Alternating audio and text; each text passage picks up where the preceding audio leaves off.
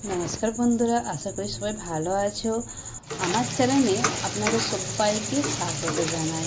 आजके तोमादेर साथे शेयार करब माछेर तेले दुर्दान्त एकटा रेसिपि। अनेकेई माछेर तेलेर गन्धेर जोन्नो खेते चाय ना।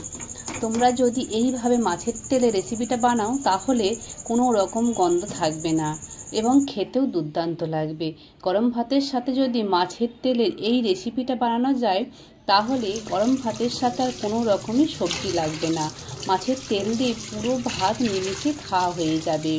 তোমাদের কাছে একটা অনুরোধ রইল, রেসিপিটা একবার বাড়িতে বানিয়ে খেয়ে কমেন্ট করে অবশ্যই জানাবেন যে কেমন লেগেছে। কমেন্ট করতে ভুলবেন না কিন্তু বন্ধুরা, ভিডিওটা স্কিপ করবেন না।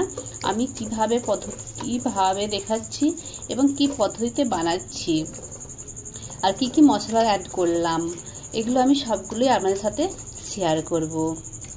তাহলে চলুন ভিডিওটা শুরু করা যাক। এখানে আমি মাছের পোঁটা নিয়ে নিলাম। এখানে কমসে কম 5টা মাছের পোঁটা রয়েছে। তো পোঁটাগুলো নিয়ে নিলাম, ভালোভাবে জল দিয়ে ধুয়ে নিলাম।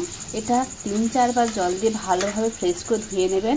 আর পোঁটার গায়ে যে কালো কালো অংশটা থাকে না সেগুলো ফেলে দেবেন, তাতে কাদা থাকে। তো সেটাও ফেলে দিলাম। দিয়ে ভালোভাবে ধুয়ে নিয়ে কড়াতে হালকা তেল দিলাম, বেশি তেল দেব না, এটা বসে যাবে না, সেই হালকা করে তেল দিয়ে, বেশি তেল দেওয়া চলে না, এতে তেল বেরায় পোঁটা থাকতে। সেখানে পোঁটাটায় অল্প তেল দিয়ে পোঁটাটা তুলে দিলাম, তাতে সঙ্গে দিলাম নমক আর দিলাম হলুদ গুঁড়ো। এখানে আমি বেশি মশলা ব্যবহার করব না।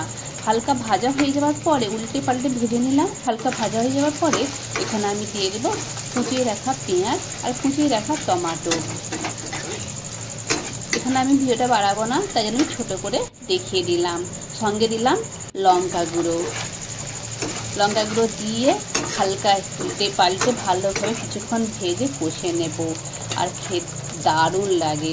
গরম ভাতের সাথে যদি এরকম পোঁটা ভাজা হয় না তো আর কোনো সবজি লাগবে না, এতটাই টেস্টি লাগে, এতটাই খেতে ভালো লাগে। বন্ধুরা অবশ্যই বাড়িতে বানিয়ে খাবেন। আর এইভাবে উল্টে পাল্টে ভেজে নেবেন। আর বেশিক্ষণ রাখবেন না, রাখলে না চুঁয়ে যাবে। তো হালকা মৃদু আঁচে ভাজবেন আর উল্টে পাল্টে ভাজতেই থাকবেন, লাড়তেই থাকবেন এইভাবে। আর না লাড়লে বসে যায় কোড়াতে। ভাজা হয়ে গেছে, আমি এটা তুলে আপনাদের দেখাচ্ছি।